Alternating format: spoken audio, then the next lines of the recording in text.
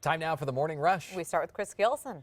Yeah, our next big weather maker is not going to arrive until after the weekend, so we're going to see the sunshine, feel the warm temperatures for Saturday and Sunday. It's on Monday that we'll start to feel some stronger gusty winds with the chance for some snow returning to the higher terrain across extreme northern Mexico into southern Colorado. Adam? Details this morning on a suspected terror attack in France. Authorities in Paris are trying to figure out what led to a suspect stabbing a soldier in front of one of the city's most iconic sites.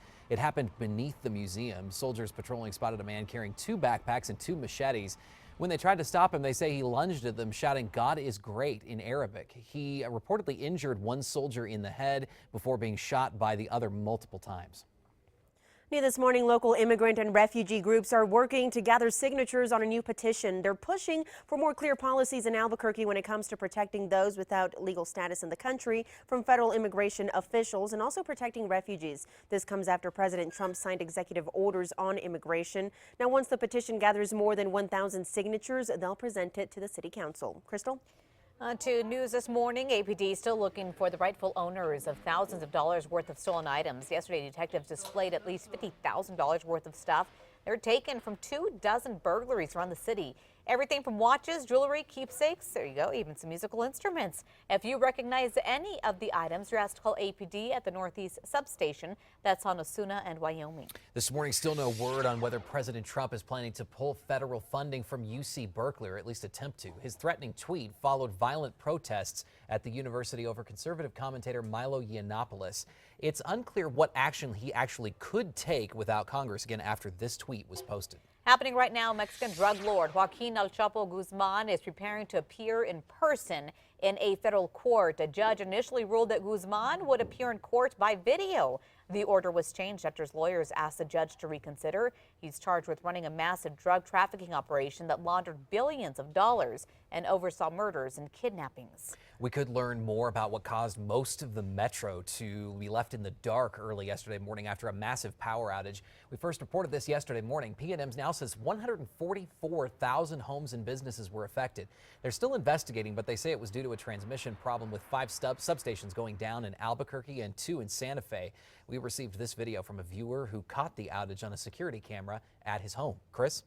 Metro threat index today down to a 0 because we're just going to feel some chilly temperatures to start and then warm back up into the upper 50s and lower 60s and staying fairly warm into the weekend. Crystal?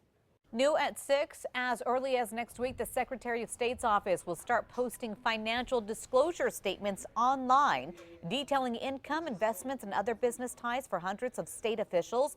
The disclosures are designed as a precaution against conflicts of interest in government and are signed under penalty of perjury. You might want to check your laundry room this morning. A new study shows young children are suffering more eye injuries from playing with laundry detergent pods.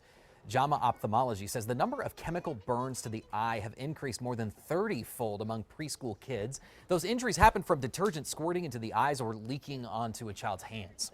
Move over, Apple. A Brand Finance Global 500 report says Google has taken over the tech giant's spot as the most valuable brand in the world. The data says Apple's brand value dropped nearly 27% to $107 billion. Google's brand is now worth almost $110 billion.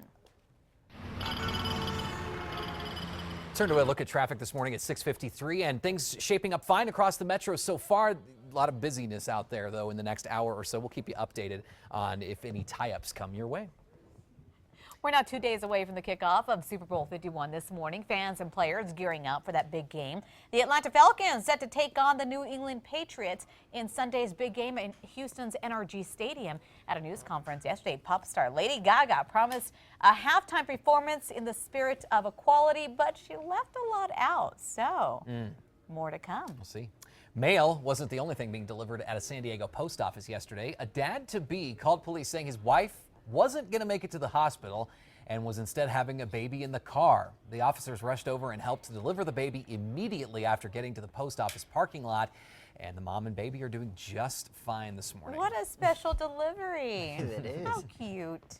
All right, time for the 5 facts this Friday morning. We start with number 5 this morning. No one's fessed up so far to this. A rocket ship that somehow landed in Durango yesterday morning, right on top of the concrete podium where the Arc of History sculpture once stood. It's on Highway 550.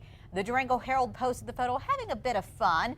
Still, though, it's a big mystery as to who's behind this stunt. And I don't know, maybe there's some extra visitors in Durango these days. Maybe so. Maybe they'll show up. All right, number 4, a local group that helps teach kids is asking for your help this morning after thousands of dollars worth of equipment was stolen. Albuquerque Astronomical Society member Martin Hilario does astronomy outreach at local schools and the museum's planetarium. Thieves broke into his car on Tuesday, though, stealing telescopes, camera lenses, even a pair of keys that led right to the club's storage unit, which the thieves then cleaned out. If you know anything, you're asked to call police. All right, another warm day is ahead after a cold morning. Temperatures right now in the 30s here in Albuquerque. Some areas across the north waking up to temperatures in the teens, so you'll need that heavier jacket this morning. By the afternoon, we're looking at high temperatures on the comfortable side, upper 50s, lower 60s. On to number 2, the man accused in a fatal crash that left a mother and her teen daughter dead could face a judge as early as today. 2 weeks after the crash, police finally caught up with the second suspect after a tipster called authorities saying Paul Garcia was at an Edgewood Walmart yesterday. He was arrested without incident. Police say Garcia was in the stolen van that hit the family. 21-year-old Alexis Groves is also facing charges, accused of being the driver.